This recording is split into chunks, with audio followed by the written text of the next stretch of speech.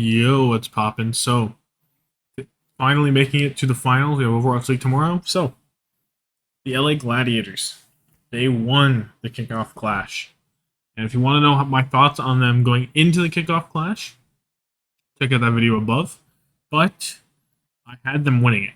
I did, however, have them losing their first matchup against Dallas. So, Gladiators, third seed going into it, 4-2 with a +7 map differential.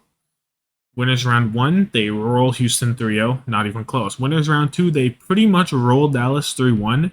Dallas do take Kings Row, but it was very close. Winners finals, they 3-0 Atlanta. Grand finals, they 4-0 Dallas. It's not even close. They were above and beyond the best team in the league, right? They dropped one map the entire tournament.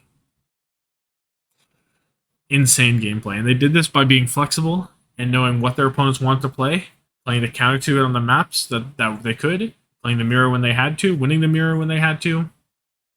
Just phenomenal gameplay. This roster, your tanks are Reiner and Space, Space only coming in on Circuit Royale to play Sigma. Your DPS are Kevster, Ons, and Tommathan. Ons coming in on your Watchpoint Gibraltars, on your Circuit Royales to play the Widowmaker. Other than that, Kevster and Tommathan all day. They were both capable of playing the Soldier. They both played it very well, just being flexible, whatever the team needed. And your supports are Shu, Funny Astro, and Skewed. Skewed coming in on Watchpoint Gibraltar and Circuit Royale, just to play the Brigida or the Zen in the case of Circuit Royale. So very well-rounded roster, all parts of it utilized to its fullest, and just maximizing what needed to be done when. Very clean, technical gameplay, making the game look rock, paper, scissors, but it's a little more harder than that. It's a little harder than just rock, paper, scissors, because you have to execute the comps as well. It's like we saw teams run the rush into Dallas. Gladiators, the only team actually able to do it. So just phenomenal stuff.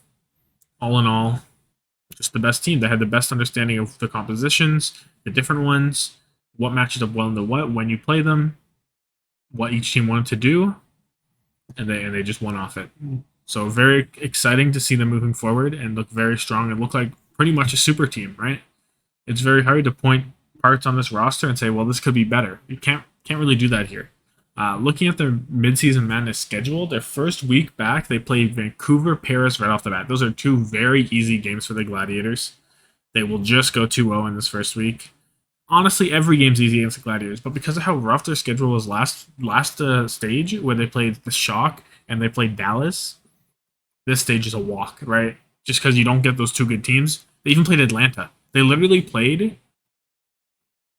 teams 2 through 4 that finished in this tournament last stage. So this should just be a 6-0 stage for them, right? They beat Vancouver, they beat Paris, they should beat Houston week 8, they probably should beat Toronto, Washington week 9, and Florida week 10. The only things I would maybe question is if Washington comes to play, could they match up? Maybe. It's regular season, maybe. If Toronto get their stuff together, could they beat them? Could they beat them? Maybe. But you're betting some pretty low odds, right? Most people are going to have the Gladiators. I probably will have the Gladiators. We'll see what happens. That's 2 weeks from now. A lot of things can change, but huge. And Florida could beat them maybe if they turn out to be really good. We'll see after this first week whenever they play Toronto how good they really are. But I doubt.